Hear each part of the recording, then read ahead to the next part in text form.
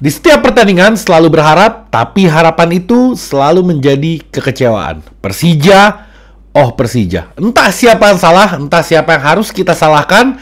Masih bingung, penontonnya bingung, manajemennya bingung, pemainnya bingung, tim kepelatihannya pun bingung. Nggak tahu apa yang terjadi dengan Persija. Gue coba menelisik lebih dalam lagi hari ini. Di konten kali ini, ada kemungkinan dari sisi lain yang bisa mengakibatkan Persija seperti ini. Oke, gue mau langsung mulai aja. Tapi seperti biasa, sebelumnya gue mau ngingetin kalian untuk melakukan kewajiban ibadah kalian 5 waktu. Entah kapanpun waktu kalian nonton, di zuhur, di asar, di maghrib, kapanpun itu kalian nonton gue. Yang diutamakan sholatnya dulu, setelah itu baru nonton gue. Gue mau langsung mulai aja tanpa lama-lama, karena ini sepertinya akan singkat-singkat aja. Feel-nya beda, rada-rada males juga, sama kayak nonton ke stadion. Jadi banyak ya, gue nanti gue juga bahas di sini. Jadi nggak semua anak-anak Jackmania itu mau datang ke stadion lagi untuk nonton pertandingan Persija. Jangan disalahkan, karena dukungan itu nggak selamanya harus dari tribun. Dari rumah pun, dari manapun, dengan doa kalian itu menjadi suatu dukungan.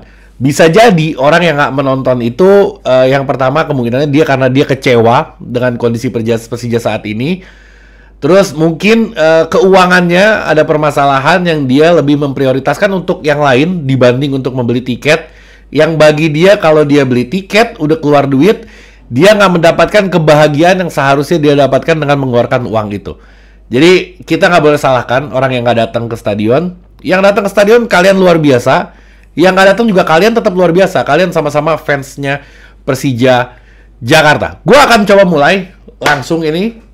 Yang pertama tadi entah siapa yang salah, gue juga nggak tahu. Gue mau menyalahkan pemainnya. Gue lihat pemain di lapangan udah cukup Spartan. Udah berlari sepanjang 90 menit. Nggak ada yang males-malesan. Gue ngeliat dari tim kepelatihan juga rasanya dari awal, dari musim kemarin juga ya emang kayak gini formasinya.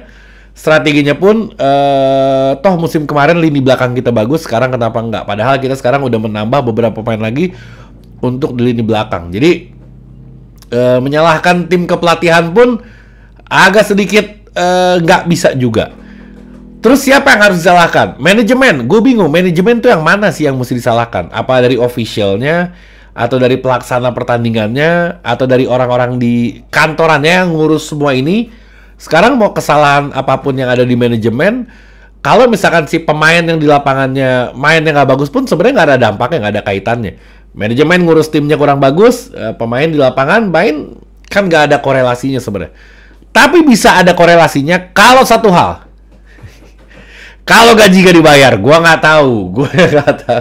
Gue nggak tahu para pemain Persija dibayar apa nggak gajinya. Ya pasti dibayar lah. Cuman entah kenapa ya, rata-rata itu semua tim, nggak di Indonesia aja, di mana-mana kalau ada permasalahan di tim itu, yang paling dilihat pertama kali sama para pengamat sepak bola itu adalah masalah keuangannya. Memang pemain bola itu mereka pemain profesional dan mereka memainkan hobi mereka. Tapi dia orang ini udah membuang waktunya untuk bekerja. Dia jadi pemain bola, dia nggak bisa bekerja. Tentu dengan bermain bola sama halnya seperti mereka bekerja. Ketika mereka bekerja, ya layaknya harus dikasih upahnya, harus dikasih gajinya. Gue nggak ngomong tim Persija ya, gue ngomong ini secara global untuk di seluruh dunia gitu. Rata-rata setiap tim yang ada permasalahan itu, kalau misalkan ininya udah oke, sebelah sininya udah oke, sebelah sini udah oke, dilihat finansialnya oke apa enggak. Nah, gue nggak tahu di Persija nih, finansial dari manajemen untuk ke pemainnya ini udah oke apa belum. Kalau belum, ya mungkin itu menjadi penyebab Persija sekarang performanya kurang bagus. Karena parah banget, kita 10 pertandingan terakhir ini kita nggak pernah nggak kegolan, kita selalu kegolan. Gue ada di list di bawah itu, gue akan sampai ke sana nanti. Oke, gue sekarang mau mulai ke rada teknis sedikit. Jadi Persija ini yang gue lihat ya, Persija ini selalu bermain bagus. Bagusnya luar biasa ketika skor masih 0-0. Ketika skor masih 0-0 di awal babak, mainnya bagus banget. Mau menit 30, mau menit 40, itu pasti mainnya bagus. Nah, ketika dia unggul 1 angka, gue heran. kenapa setiap Persija unggul itu seakan-akan itu kita kayak kehilangan kontrol permainan. Kayak kita yang ketinggalan skornya. Main jadi agak berantakan. Pola permainan nggak seperti sebelum kita ngegolin. Padahal kita udah punya unggul angka 1 di situ. Dan kita malah keserang. Selalu kayak gitu. Setiap kita menang 1 angka, kita selalu keserang. Yang mana ujungnya itu pasti kita kena comeback. Atau kita diseriin. Memang beberapa kali kita pernah selamat. Kita unggul, kita main jelek di babak kedua, tapi kita tetap menang. Thomas Doll ngomong, situasi kayak gini, ini biasanya kita bisa diseriin sama lawan. Padahal kita waktu itu lagi unggul. Thomas Doll ngomong kayak gitu. Nah, benar terjadi di pertandingan-pertandingan berikutnya, di situasi yang sama, ternyata kita diseriin sama lawan kita. Ini nggak menang-menang, ya kalau namanya sepak bola ya, ada menang, ada kalah. Itu gue setuju banget. Tapi kalau kalah sekali-kali, kalau seri sekali-kali, itu masih oke. Tapi kalau terus-terusan, ini ada yang aneh, ini ada yang salah gitu. Yang tadi gue bilang, salahnya di mana?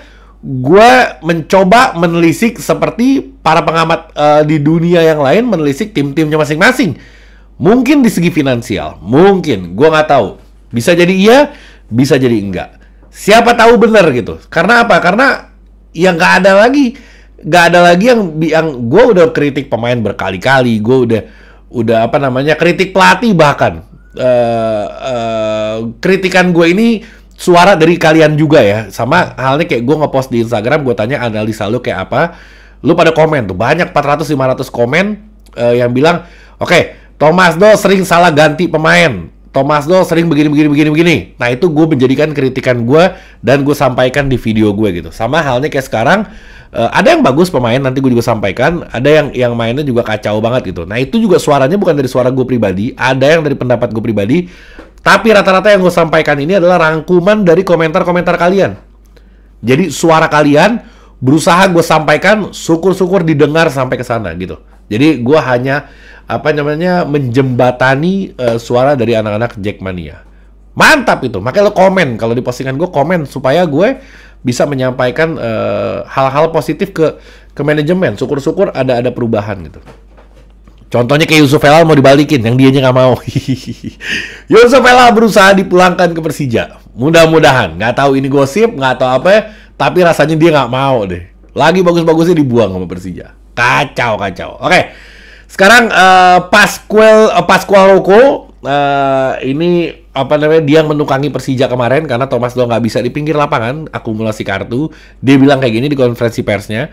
Tentu kami kecewa karena setiap laga kami ingin menang, dia bilang. Tapi masalahnya selalu sama. Kami selalu kuasai jalannya laga. Bener, bahwa posisinya pun nanti gue bacain itu gila banget. 71% kalau nggak salah. Luar biasa statistiknya. Tapi di 30 meter depan gawang kami kebingungan. Ini problem yang sama dengan lawan-lawan sebelumnya. Selalu lini depan.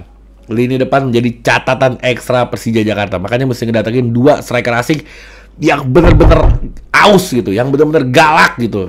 Jadi jangan striker cuman asal striker aja. Ini mesti yang galak nih, strikernya mesti yang bener-bener apa namanya, pejuang gitu. Terus dari Hanif Syahbandi juga dibilang kayak gini, saya kecewa atas hasil ini, tapi apapun itu banyak yang harus kita kerjakan. Saya berharap ke depan kita bisa kurangin kesalahan itu. Standar kalimatnya, harapan ke depan segala macam, oke? Persija pernah ada di masalah yang sulit, tapi kami tetap yakin bisa lewati masa ini. Kita akan selalu berusaha melakukan yang terbaik. Standar banget kalimat-kalimatnya. Ini kalimat aman, oke?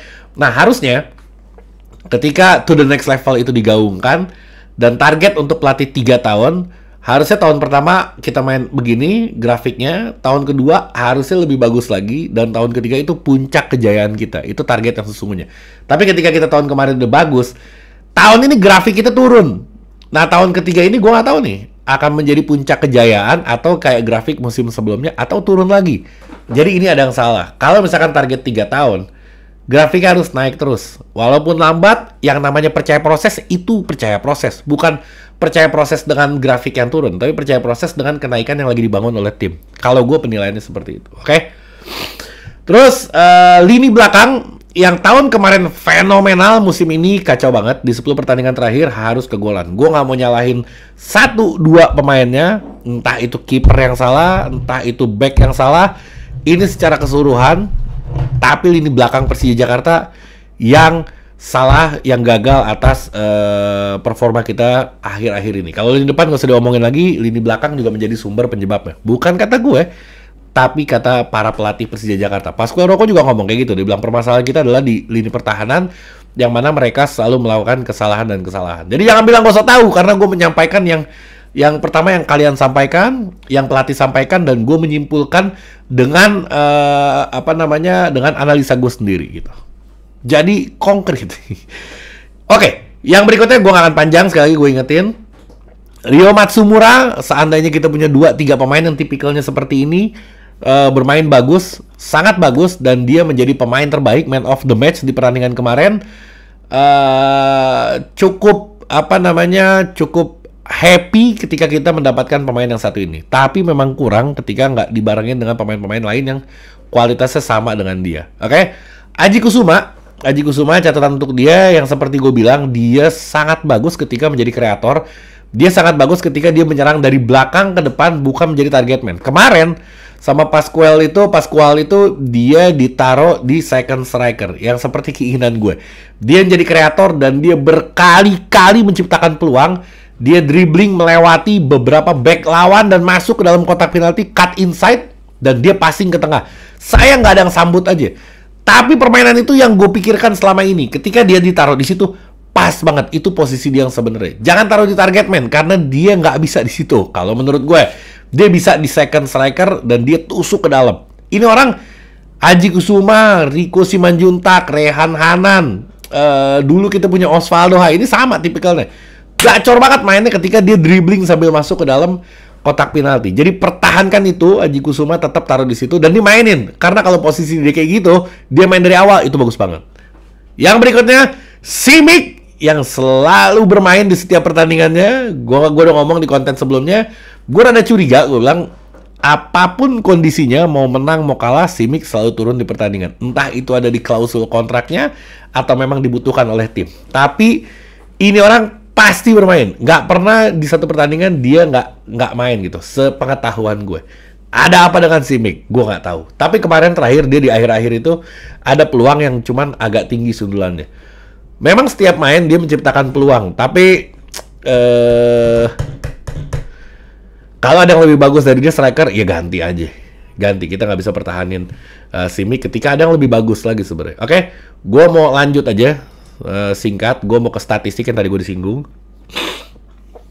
Dari penguasaan bola, ini gue tampilin di layar. Persija Jakarta menguasai ball posisi 71%. Ini kita pernah 75% kalau nggak salah, atau 70%. Ini kayaknya rekor juga nih. Ini kayaknya top 3-nya kita menguasai jalannya pertandingan, 71%. Hampir rata-rata pertandingan itu bola ada di kita. 71% angka yang fenomenal. Oke? Total tembakan 12 dan total tembakan ke gawang cuma 3. Itulah penyebabnya kita nggak punya striker. Oke? Operannya banyak banget, operannya kita. Dan karena banyak itu, biasanya lo kalau banyak ngoper, lo persentase akurasi passingnya itu akan hancur. Lo banyak ngoper sampai ke angka 400 lebih, itu biasanya akurasi passing lo di 70-an. Tapi ini enggak. 494, ini gede banget angka operannya. Dan akurasi operannya 89%. Ini angka yang sangat amat bagus. Jadi kesalahan kita tuh bukan di lini tengah dan depan. Kesalahan kita bukan di lini tengah, karena operannya kita bagus banget. 80% ini fenomenal ini. Tapi di belakangnya aja. Di belakangnya aja permasalahan kita. Karena di depannya, tengahnya udah bagus, depannya nggak bisa ngegolin, belakangnya selalu kegolan. Jadi tengah kita oke. Kemarin juga Hanif Sabandi mainnya juga bagus untuk penyeimbang, tapi emang ada beberapa kali dibikin kesalahan, tapi cukup bagus lah permainannya kemarin. Oke, kreasi peluangnya 8, banyak, karena nggak bisa ngegolin, jadi nggak jadi gol. Operan silang, tackle biasa, intercept biasa, sapuan biasa. Oke, lanjut ke klasmen sementara. Aduh, ini yang bikin gue lemas. Gue hari ini bikin kontennya nggak... Pertama, gue lagi kurang enak badan, memang gue lagi agak flu. Terus ditambah begini lagi. Untung Milan menang lagi. Jadi agak girang gue kemarin subuh-subuh. Oke. Borneo FC Samarinda bertengger di puncak klasemen dengan 31 poin. Selisihnya masih nggak jauh-jauh amat sebenarnya. Ada Madura yang kesusul karena Madura juga kurang mainnya masih. Ada PR mungkin hari ini dia main. Ada Persib Bandung mainnya lagi bagus banget lagi. Ini Persib Bandung lagi bagus lagi mainnya. Kenapa setiap Persija jelek, dia bagus gitu mainnya. Setiap kita bagus, dia jelek mainnya. Girang pada setengah mati, wah kolom komentar gue dibanjirin sama dia. Ya gue seru-seruan aja. Gue nggak pernah baper, gue happy aja karena gue tahu nggak akan lama juga. Bercanda. Dia lagi bagus banget sekarang. Ya nggak apa-apa, kita harus support tim lain, nggak cuman Persib, tim-tim lain juga harus kita support supaya liga ini menjadi lebih seru gitu. Karena kalau misalkan yang lain yang nggak main bagus, nggak seru gitu. Oke? Rans masih bertahan, gila juga ini tim yang kemarin hampir degradasi sekarang masih bertahan. Kacau ini, kita mau ngelawan Rans lagi yang berikutnya. Gue agak ngeri juga sekarang lawan Rans. Biasanya lawan Rans itu adalah ajang pencarian poin. Sekarang lawan Rans Nusantara FC ini menjadi kekhawatiran untuk kita semua. Oke? PSIS Semarang, ada Barito Putra, ada Persebaya Surabaya, Bali United, Dewa, dan Persija Jakarta. Aduh, ini gue menyebutin nama Persijanya sampai jauh mesti ke bawah gitu. 10. Ini nggak pantas kita di sini. Dan lagi-lagi target kita adalah di peringkat keempat. Kita selisih ada 26 poin. Di sana ada Rans. Poin kita 20. Kita hanya terpaut 2 kemenangan aja, 6 poin. Kalau kita bisa lawan Rans, kita bisa menang lawan yang lain lagi, kita masih ada kemungkinan keempat besar. Jadi target kita bukan pucuk lagi, target kita 4 besar. Target semua tim sebenarnya itu 4 besar karena akan diadu lagi dan ya agak sedikit nggak seru sebenarnya liga ini. Oke? Tadi statistik udah, klasemen udah, catatan sedikit-sedikit udah. Ya udah, nggak ada yang bisa gue sampaikan lagi. Cukup sekian dari gue. Assalamualaikum warahmatullahi wabarakatuh.